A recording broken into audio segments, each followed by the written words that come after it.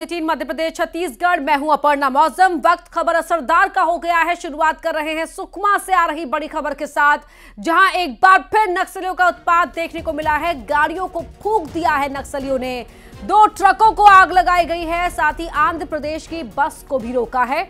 बस में 20 यात्री सवार थे। 3 किलोमीटर चलकर सीआरपीएफ कैंप पहुंचे हैं यात्री। बस पर नक्सलियों ने पथराव किया। तो न केवल आंध्र प्रदेश की बस को रोका गया, बल्कि बस पर पथराव भी किया गया है। 3 किलोमीटर पैदल चलकर सीआरपीएफ कैंप पहुंचे हैं यात्री। 2 ट्रकों को फूंक दिया, उन्हें आग के हवाले कर दिया। तस्वीरें आपके टीवी स्क्रीन पर। नक्सलियों का उत्पात सुकमा में एक बार फिर देखने को मिला है। सबसे पहली तस्वीर न्यूज़ 18 मध्य प्रदेश छत्तीसगढ़ पर देख रहे हैं आप। ये नक्सलियों का उत्पात देखिए किस शक्ल में सामने आया है। 2 ट्रकों को आग लगा दी गई। साथ ही आंध्र प्रदेश के एक यात्री बस को भी नक्सलियों ने रोका, बस पर पथराव किया। 3 किलोमीटर यात्री पैदल चले, तब जाकर सीआरपीएफ कैंप पहुंचे। बड़ी खबर आपको बता रहे हैं, तस्वीर आपको दिखा रहे हैं। सबसे पहले न्यूज़ 18 मध्य प्रदेश छत्तीसगढ़ पर यह तस्वीर आप देख सकते हैं, जहां पर नक्सलियों का उत्पात देखने को मिला है। आंध्र प्रदेश की बस को रोका गया है। बस में 20 यात्री सवार थे। गाड़ियों को फूंक दिया गया। यहां पर 2 ट्रकों को आग के हवाले कर दिया गया। यात्री इंजराम कैंप पहुंचे 3 किलोमीटर पैदल चलकर। सोचिए आप, दहशत में यात्री किस तरह वहां पर पैदल चलकर पहुंचे होंगे। 3 किलोमीटर का सफर तय किया, तब जाकर सीआरपीएफ के कैंप में पहुंचे। 2 ट्रकों को यहां पर फूंक दिया नक्सलियों ने। बड़ी खबर सुकमा से आपको बता रहे हैं, जहां नक्सलियों का यह उत्पात देखने को मिला है। 2 ट्रकों को आग लगा दी गई और कैसे आग की लपटों में ये ट्रक घिरे हुए हैं, जो अब पहचान में भी नहीं आ रहे हैं। वो देखिए, ये सुकमा की तस्वीरें टीवी स्क्रीन पर। उत्पात नक्सलियों का देखने को मिला है। यहां पर बस में 20 यात्री सवार थे, जिस बस को रोका गया। आंध्र प्रदेश की ये बस थी। 3 किलोमीटर पहुंचकर सीआरपीएफ कैंप पहुंचे यात्री। इंदिराम कैंप पहुंचे। बस पर नक्सलियों ने पथराव भी किया।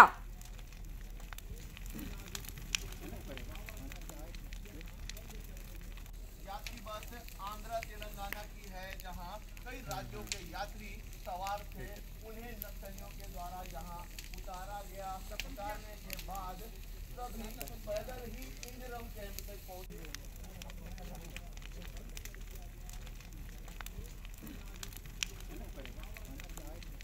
तो आंध्र प्रदेश की बस को रोका गया है।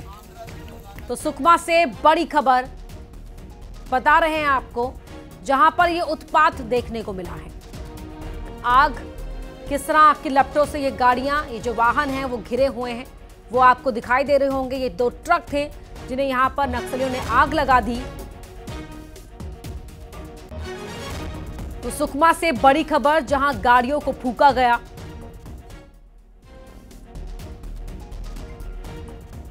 सत्यनारायण हमारे सहयोगी हमारे साथ जुड़ चुके हैं फोन लाइन पर। सत्यनारायण, क्या हुआ था यहाँ पर? कितने बजे की घटना है? यात्री कैसे हैं, जरा बताएं। जी, आपको बता दूं कि ये घटना देर शाम करीब 7:30 बजे की बताई जा रही है। और उस वक्त जो है कोटा की ओर से यात्री बस आ रही थी और उसके आगे जो है 2 ट्रक भी आ रहे थे। और भारत बंद का ऐलान जो है माओवादी पहले भी कर चुके हैं। अचानक 7:30 बजे करीब माओवादी एनएच पे आ गए, जिसमें बताया जाता है कि कुछ माओवादी हथियार बंद थे, कुछ माओवादी तीर धनुष के साथ में ग्रामीण वेशभूषा में थे। तो वो पहले ट्रक को रुकवाया और दोनों ट्रक को आग के हवाले कर दिया गया। ठीक पीछे यात्री बस भी वहां पहुंच गई थी, जिसमें करीब 20 यात्री सवार थे। ये यात्री बस जो है आंध्र प्रदेश से आती है और सुकमा होते हुए जबलपुर जाती है। बस को रोका, बस जो है 20 सवारी को नीचे उतारा। उसके बाद यात्रियों को वहां से जाने के लिए कहा और उसके बाद जो है नक्सलियों ने बस में पथराव किए, बस के कांच पड़े। उस वक्त जो है सूचना नजदीक का कैंप जो है इंजरम में जो कैंप है सीआरपीएफ का जी उनको ऊपर उड़ाया और ड्रोन को देखते हुए नक्सली वहां से भाग गए। और सभी यात्री सुरक्षित 3 किलोमीटर चलकर इंजरम पहुंच चुके हैं। सभी यात्री सुरक्षित है। मौके पर जवान पहुंच चुके हैं, आग को बुझाने की कोशिश कर रहे हैं, लेकिन इस दरमियान जो है 2 ट्रक आग के हवाले हो चुका है। सत्यनारायण, तो जो जिन ट्रकों को आग के हवाले किया गया, उन ट्रकों के ड्राइवर, क्लीनर, क्या उन्हें भी वहां से भगा दिया गया? जो अक्सर माओवादी इस दौरान क्या करते हैं कि ट्रक के जो चालक होते हैं उनके मोबाइल ले लेते हैं और उनको जो है नीचे उतार के साइड में खड़ा कर देते हैं। उसके बाद डीजल टैंक फोड़ते हैं और उसी का सहारा लेके वो आग के हवाले वाहनों को करते हैं। यहाँ भी ऐसे किया गया है। जो ड्राइवर थे, जो परिचालक थे, उनको नीचे उतारा गया है। उनके साथ किसी बात की तो ट्रकों को फूंक दिया गया, कंडक्टर ड्राइवर को उतार दिया गया, यात्रियों को उतार दिया गया, बस से पथराव किया गया। बहुत शुक्रिया। तो इस तरह से उत्पात मचाया नक्सलियों ने सुकमा में। तो सुकमा में नक्सलियों ने जरूर उत्पात मचाया, लेकिन सीएम विष्णुदेव साय के निर्देश के बाद सुरक्षा बलों ने नक्सलियों के खिलाफ अभियान को तेज कर दिया है। सुकमा में पुलिस ने नक्सलियों पर कड़ा प्रहार किया। यह रिपोर्ट देखिए।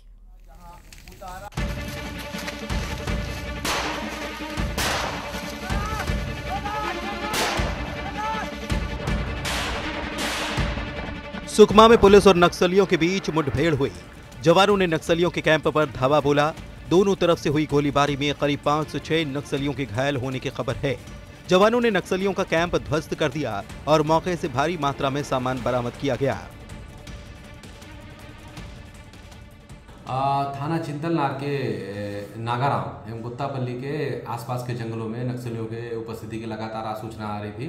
तो इसी आसूचना के आधार पर आदरणीय एसपी सर के मार्गदर्शन में कोबरा एवं डीआरजी की संयुक्त टीम ऑपरेशन पर निकली थी। ऑपरेशन के दौरान जिस इलाके में नक्सलवादी मौजूद थे, वहां पहुंचने पर नक्सल के संतरी के द्वारा जवानों के ऊपर फायरिंग की गई। जवानों ने जवाही कार्रवाई की। दोनों तरफ से काफ़ी देर तक गोलीबारी हुई। 5 से 6 नक्सली घायल हुए होंगे। ऑपरेशन पश्चात डीआरजी कोबरा की टीम सुरक्षित तरीके से कैंप की ओर रवाना हुई है। जिला सुकमा एवं दंतेवाड़ा के सीमावर्ती पूरे खिड़मे इलाका में आज पुलिस और नक्सली के बीच में मुठभेड़ हुई थी। मुठभेड़ के पश्चात अभी इलाके का सर्चिंग अभियान जारी है। जो प्राथमिक जानकारी मिला उसी अनुरूप कम से कम 3 से 4 माओवादी का गोली लगने की जानकारी प्राप्त हो रहा है। अभी सर्चिंग जारी, सर्चिंग के पश्चात और स्पष्ट जानकारी प्राप्त हो सकता है। नक्सलियों के खिलाफ हो रहे एक्शन को लेकर बीजेपी ने कहा कि बीजेपी की सरकार बनते ही नक्सलियों ने हमले तेज कर दिए हैं। कांग्रेस के जाने का असर नक्सलियों में साफ नजर आने लगा है।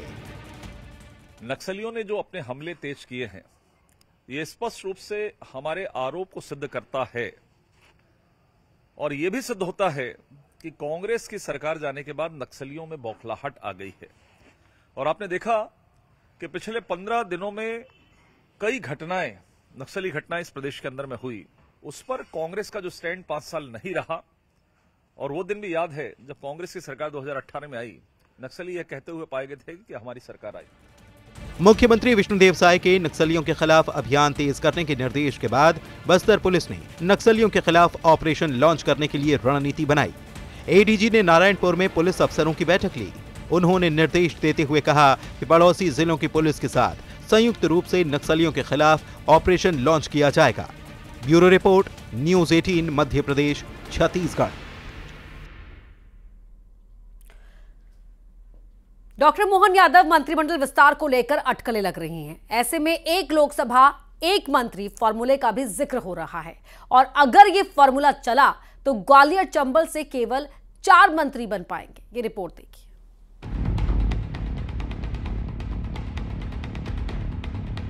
मध्य प्रदेश में मंत्रिमंडल के गठन को लेकर सियासी गलियारों में चर्चा का बाजार गर्म है। कहा यह जा रहा है कि मंत्रिमंडल के विस्तार में 2024 के लोकसभा चुनाव को जीतने की रणनीति की झलक मिल सकती है। ये भी कहा जा रहा है कि एक लोकसभा एक मंत्री का फॉर्मूला लागू किया जा सकता है। अगर ये लागू होता है तो ग्वालियर को बड़ा नुकसान हो सकता है।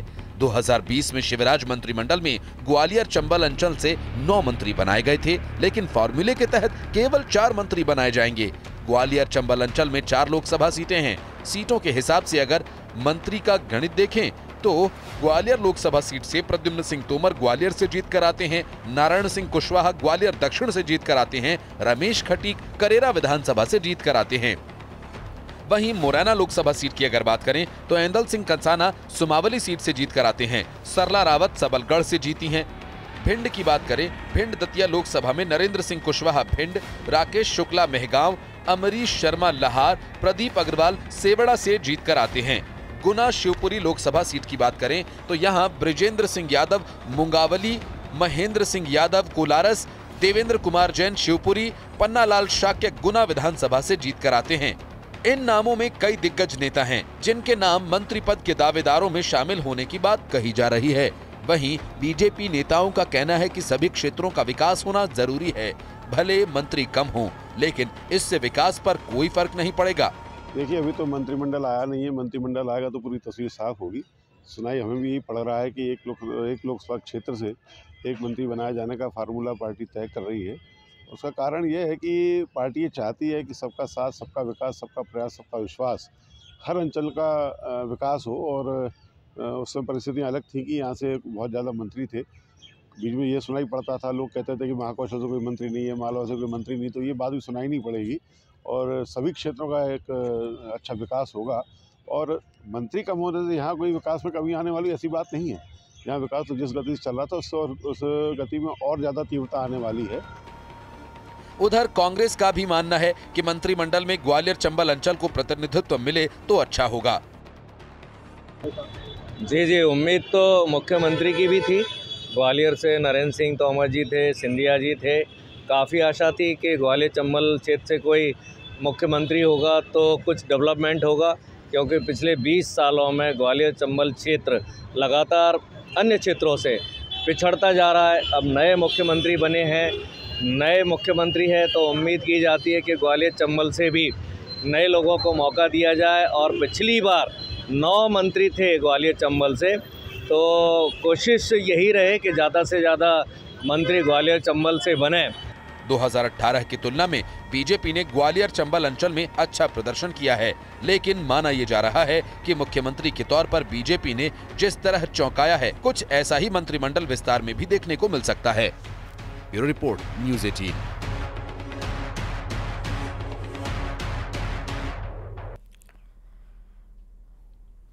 और अब बात, क्या मिमिक्री से मिलेगी विक्ट्री? जी हां, उपराष्ट्रपति जगदीप धनखड़ की मिमिक्री पर सड़क से लेकर संसद तक मचा है सियासी घमासान। विपक्ष जहां इस मुद्दे पर सफाई देने में जुटा हुआ है और इसे कला बता रहा है, तो वहीं बीजेपी इस मुद्दे पर पूरी तरह से अब एग्रेसिव हो गई है, हमलावर है और इसे उपराष्ट्रपति का अपमान बताकर देश से माफी की मांग कर रही है। राष्ट्रपति और पीएम मोदी ने भी इस घटना को दुर्भाग्यपूर्ण करार दिया, तो वहीं खुद उपराष्ट्रपति जगदीप धनखड़ ने भी इस घटना पर दुख जताया और इसे किसानों के साथ साथ ओबीसी वर्ग का अपमान करार दिया है।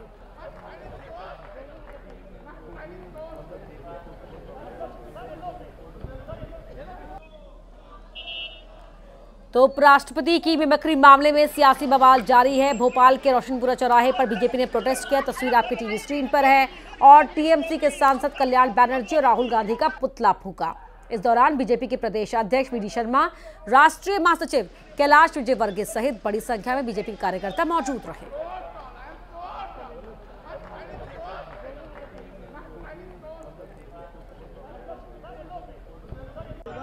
ये देश के राजनीतिक इतिहास में केवल उपराष्ट्रपति और राज्यसभा के सम्मानीय सभापति का अपमान नहीं, ये भारत का अपमान है। इसीलिए आज सोनिया जी का राहुल का पुतला फूंका गया। जब तक वो देश से माफी नहीं मांगेंगे, तब तक भारतीय जनता पार्टी का कार्यकर्ता सड़क पर उनके खिलाफ आंदोलन करेंगे।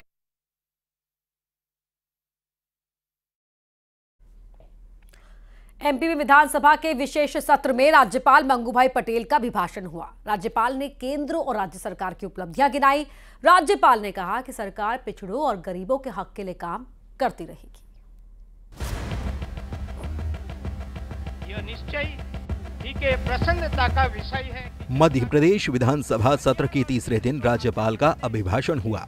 इस दौरान उन्होंने केंद्र और राज्य सरकार की योजना के साथ ही उपलब्धियां भी गिनाई। राज्यपाल ने अपने अभिभाषण में कहा कि राज्य सरकार का लक्ष्य आम जन का संपूर्ण विकास है और इसके लिए अनेक योजनाएं चल रही हैं। उन्होंने कहा कि जब तक पिछड़ों, गरीबों को उनका हक नहीं मिलेगा, सरकार चैन से नहीं बैठेगी। नई सरकार का जिक्र करते हुए उन्होंने कहा कि उत्साह और संकल्प के साथ सरकार ने काम करना शुरू कर दिया है। मंगूभाई पटेल ने पीएम मोदी की गारंटी को लेकर कहा कि ये हर वादे के पूरी होने की गारंटी है।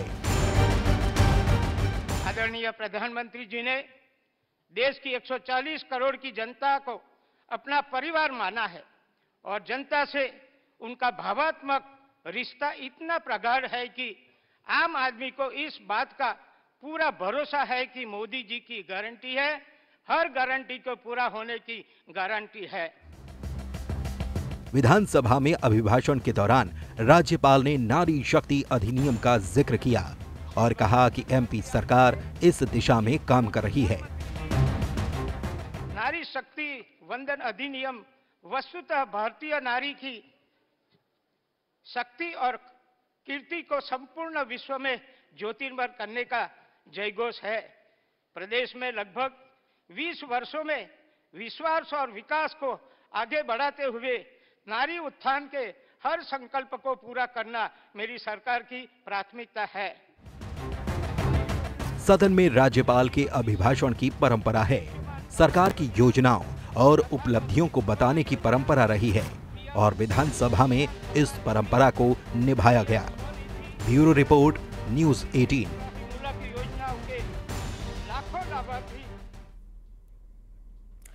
राज्यपाल के अभिभाषण पर सियासत गर्मा गई है। कांग्रेस ने सपनों का भाषण करार दिया, जबकि कांग्रेस के आरोपों पर बीजेपी ने पलटवार किया। साथ ही अपनी चिंता करने की नसीहत भी दे डाली।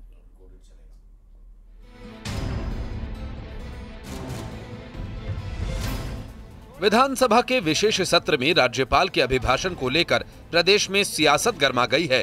कांग्रेस ने अभिभाषण में लाडली बहना योजना का जिक्र न करने के आरोप लगाए, साथ ही किसानों का जिक्र न करने की भी बात कही। नेता प्रतिपक्ष ने इसे सपनों का अभिभाषण करार दिया। वहीं रामनिवास रावत ने कहा कि अभिभाषण में केवल पीएम मोदी का जिक्र किया गया। सबको जानकारी है कि अध्यक्ष जी द्वारा व्यवस्था दी गई है कि इसकी एक कमेटी बना के उस पर तय किया जाए। सबको जानकारी है कि अध्यक्ष जी द्वारा व्यवस्था दी गई है कि इसकी एक कमेटी बना के उस पर तय किया जाए। समस्त जगह प्रधानमंत्री मोदी का जिक्र आया है। इस प्रदेश के प्रधानमंत्री मुख्यमंत्री का कहीं कोई जिक्र नहीं है। सारी योजनाएं उन्होंने अपनी बताई हैं, राज्य सरकार की कोई योजना नहीं। उधर कांग्रेस के आरोपों पर बीजेपी ने पलटवार किया। बीजेपी ने कांग्रेस पर अपनी दुर्भावना के उल्लेख का आरोप लगाया। वहीं ललिता यादव ने कहा कि अभिभाषण प्रदेश को आगे ले जाने के लिए था। ये तो गरीबों के प्रति जो कांग्रेस की दुर्भावना है वो प्रदर्शित होती है। भारतीय जनता पार्टी की सरकार में, चाहे नरेंद्र मोदी जी की सरकार हो, चाहे मध्य प्रदेश में डॉक्टर मोहन यादव जी की सरकार हो, जो भी जन कल्याणकारी योजनाएं चला रहे हैं उनका उल्लेख अभिभाषण में हुआ। अगर भारत के संविधान निर्माता डॉक्टर भीमराव अंबेडकर जी की अगर प्रतिमा लगाई है तो उन्हें आपत्ति नहीं होना चाहिए, क्योंकि उनने संविधान बनाया, ये विधायिका है, यहाँ से नियम बनते हैं तो उन्हें आपत्ति नहीं होना चाहिए। अब बात रही जो अभी प्रतिमाओं की बात की है, तो माननीय विधानसभा अध्यक्ष जी ने एक कमेटी बनाने के लिए कहा है। कमेटी बन जाएगी, उसमें सभी दलों के लोग रहेंगे और तय करेंगे कि किसकी प्रतिमा लगना चाहिए। राज्यपाल के अभिभाषण पर सियासत कोई पहली बार नहीं हो रही। हालांकि नई सरकार ने जल्द ही शपथ ली है, ऐसे में अभिभाषण पर सियासत की वजह बनती नहीं है। Bureau report, news 18।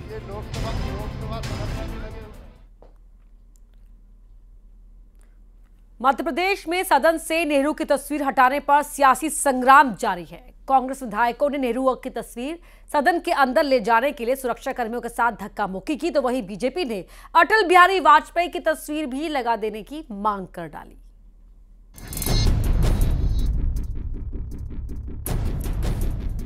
विधानसभा में जवाहरलाल नेहरू की तस्वीर हटाने को लेकर विवाद जारी है। कांग्रेस विधायक नेहरू अंबेडकर की तस्वीर लेकर विधानसभा पहुंचे। पहले सदन के बाहर धरना दिया और बीजेपी के खिलाफ जमकर नारेबाजी की। विधायक तस्वीरों के साथ सदन के अंदर जाना चाहते थे, लेकिन जब सुरक्षा कर्मचारियों ने रोका तो धक्का मुक्की हो गई। हालांकि गार्ड्स ने कांग्रेस विधायकों से तस्वीरें ले ली। नेता प्रतिपक्ष ने आरोप लगाया कि नेहरू की विचारधारा को खत्म करने की कोशिश की जा रही है। हम चाहते हैं कि साथ में तस्वीर अंबेडकर जी के साथ नेहरू की भी लगे। सरदार वल्लभ भाई पटेल जिन्होंने इस देश के लिए योगदान दिया, इन सब की तस्वीरें यहाँ पे लगना चाहिए। भाजपा कहने से क्या होता, मैंने खुद ने पत्र लिखा है कि अंबेडकर जी के साथ लगना चाहिए, तो मैंने किसी का वो तो नहीं किया। भाजपा विषय से भटकना चाहती है, वो एक विचारधारा को खत्म करना चाहती है, नेहरू के विचारों को खत्म करना चाहती है। उधर सदन के अंदर भी तस्वीरों को लेकर चर्चा हुई। अध्यक्ष ने अभिभाषण का हवाला दिया और कहा कि मुद्दे पर दूसरे दिन चर्चा होगी। वहीं बीजेपी के विधायक रामेश्वर शर्मा ने कांग्रेस के धरने पर तंज कसा। ना ही है और कांग्रेस को धरना देना ही है, लेकिन कांग्रेस इतना जरूर समझ ले कि किसी भी कीमत पर संविधान निर्माता बाबा साहब अम्बेडकर का अपमान हम बर्दाश्त नहीं करेंगे, नहीं करेंगे, नहीं करेंगे। सरदार वल्लभ भाई पटेल हमारे आराध्य हैं, वो भी लगे। विधानसभा में चल रहा ये मुद्दा पूरे सत्र के दौरान गरमाया रह सकता है। स्पीकर को पत्र भी लिखे गए हैं। ऐसे मामले में इसका समाधान क्या निकलता है, देखने वाली बात होगी।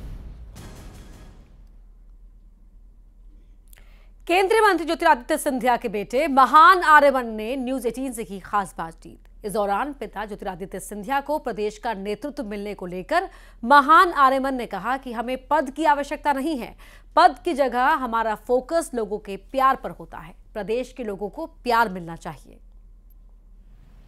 कभी आपको लगता है कि महाराज जी को मध्य प्रदेश का नेतृत्व मिलना चाहिए? क्या आपको ऐसा लगेगा? नहीं, क्योंकि हमारी सोच ऐसी है ही नहीं, मेरे पिता की सोच ऐसी नहीं है जी। उनको एक पोजीशन की ज़रूरत नहीं पड़ती जी।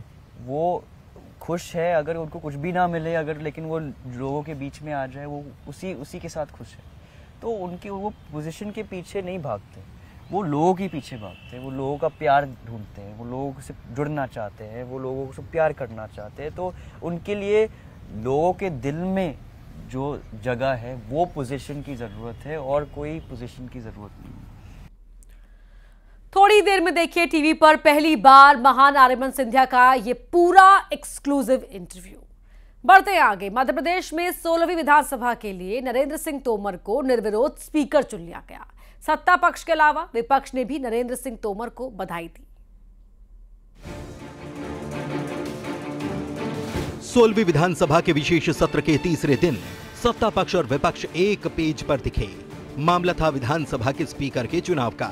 सीएम डॉक्टर मोहन यादव ने दिमनी से विधायक और कद्दावर नेता नरेंद्र सिंह तोमर के नाम का प्रस्ताव रखा और वे निर्विरोध स्पीकर चुन लिए गए और इस तरह से वे 16वीं विधानसभा के 19वें स्पीकर बन गए। नरेंद्र सिंह तोमर को बधाई देते हुए पूर्व सीएम शिवराज सिंह चौहान ने कहा कि वो एक व्यक्ति नहीं, पूरी संस्था हैं, जबकि सीएम डॉक्टर मोहन यादव ने भी उनकी तारीफ की। हमारे लिए सौभाग्य की बात है कि माननीय नरेंद्र सिंह जी का व्यक्तित्व इतना अच्छा है कि हमारे सभी मित्रों ने, दोनों दलों के लोगों ने मिलकर के उनका चयन किया। मेरी अपनी ओर से माननीय नरेंद्र सिंह जी की बधाई और साथ ही ये सकारात्मक अच्छी पहल है। हम सब उम्मीद करेंगे कि ये क्रम जारी रहे। नरेंद्र सिंह तोमर को राजनीति का लंबा अनुभव है। मसलन 1980 में वे ग्वालियर में बीजेपी युवा मंच के अध्यक्ष बने। 1986 में भारतीय जनता युवा मोर्चा के मध्य प्रदेश के उपाध्यक्ष बनाए गए। 1998 में ग्वालियर से विधायक चुने गए। उमा भारती बाबूलाल गौर की सरकार में कैबिनेट मंत्री रहे। 2006 में बीजेपी के प्रदेश अध्यक्ष बनाए गए। 2009 में राज्यसभा सांसद बने। 2009 में लोकसभा सांसद बनने पर राज्यसभा से इस्तीफा दिया। 2014 में लोकसभा सांसद बने। 2014 में ही वे केंद्रीय मंत्री बने। 2019 में फिर से केंद्रीय मंत्री बने। हाल में विधानसभा चुनाव जीतने के बाद उन्होंने मंत्री और सांसद पद से इस्तीफा दिया था। उम्मीद है उनके राजनीतिक समझ और अनुभव का फायदा सदन को सुचारू रूप से चलाने में जरूर मिलेगा। Bureau report, news 18।